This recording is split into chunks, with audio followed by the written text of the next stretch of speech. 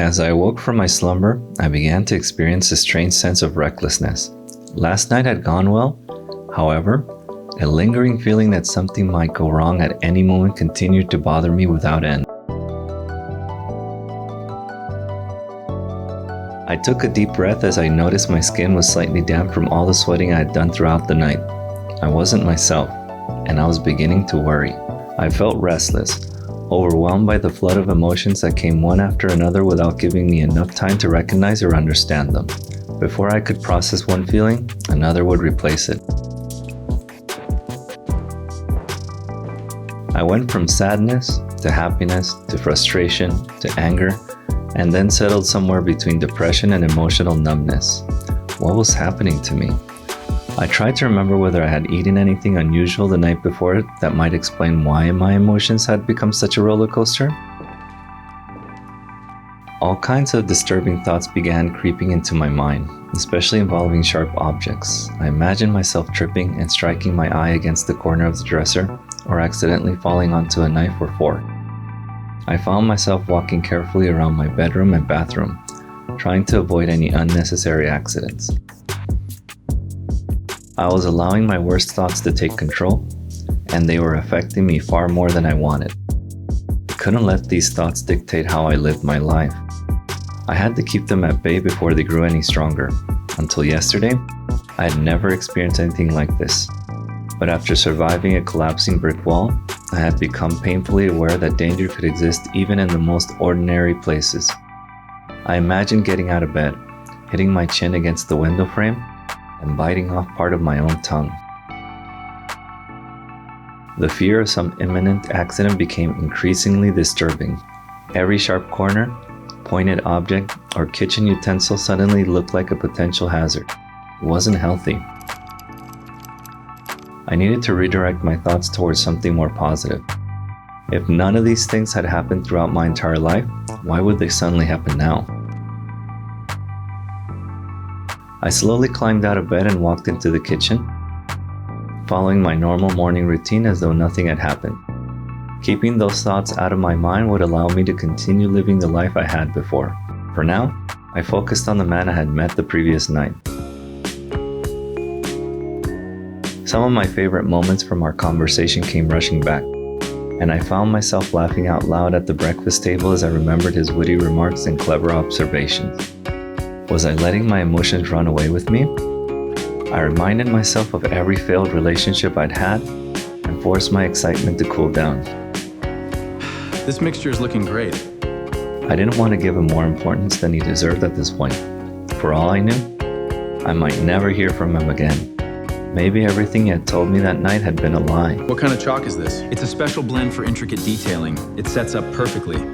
Perhaps he was only visiting town for a few days and had no intentions of ever returning. Until I knew where I stood, I refused to invest too much emotionally in what had been nothing more than a pleasant conversation and a kiss. A few days later, I finally decided to message him. Was it me, or were these drinks a bit bland earlier this week? I tossed my phone aside and pretended I hadn't sent anything. I buried myself in work and didn't look at my phone again until the end of the day. When I finally checked it, I had almost forgotten I'd sent him a message. Yeah, those online reviews might have been a bit off. I waited a while before replying. After work, I drove back to my apartment. As I parked and started walking towards the building, I noticed my new neighbor moving into the apartment across the hall. He looked about my age, although he was considerably taller and much more muscular than I was. I found myself wondering who he was and what he did for a living. Still, I forced my attention back to something much more immediate. Vincent. I take it you're using the word off rather loosely. Even so, thoughts about my new neighbor continued drifting through my mind for the rest of the afternoon while I got to know my newest connection, Vincent. Meanwhile, a few hundred feet away, I hate moving. If I could, I'd happily stay in the same place for years rather than pack everything into boxes and relocate. Moving takes far too much time and energy. Then there's the endless sorting beforehand, recycling, tossing, donating, selling, and deciding what to keep.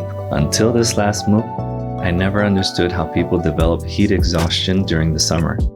Then it happened to me. Despite walking in and out of air-conditioned buildings and drinking plenty of water throughout the day, I still ended up feeling completely drained. The red rash that appeared on both my forearms and legs was a clear sign that my body wasn't handling the heat very well. I felt exhausted, but somehow managed to push through it without fully realizing what my body was trying to tell me. Was age finally catching up with me? I rented a truck to move the belongings stored in a storage unit farther away into one much closer that offered better rates. For the larger furniture, I hired professional movers to transport everything from my old apartment to the new one. Even professional movers aren't perfect. All right, you got it? Let's do it. Something always ends up with a scratched, dent, or chipped corner. Still, getting everything from point A to point B is only half the battle. The real challenge comes afterward, unpacking, organizing, and deciding what can still be donated or sold so that only the things I actually use remain. To make the process a little less painful, I hired some eye candy from a company called Hunky Haulers. The movers were efficient and helpful. Watch the corner. Clear. Clear. Perfect. Still, after reading the fine print in their contract, I couldn't help wondering whether the insurance was worth much at all. Composite wood furniture wasn't covered. Lamps with bulbs installed wouldn't be moved. Fine art wasn't insured according to its appraised value but by weight.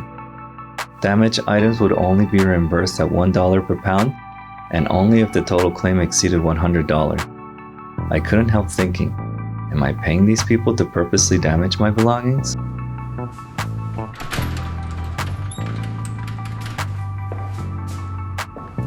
Fortunately, they were careful, and nearly everything arrived safely at my new apartment. The place had high ceilings and enough open space for the minimalist style I preferred, allowing me to move around comfortably without feeling cramped.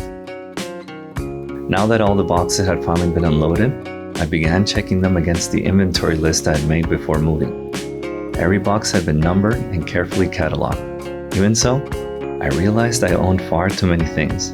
Items I never used, items I didn't need, some that I didn't even remember buying. I'd have to create a separate pile for everything I didn't truly need and immediately list it online so someone else could make better use of it. As I worked through the boxes, I came across something unusual. Inside a small black cherry wood box sat a modern sculpture made from a combination of fluorite and jade.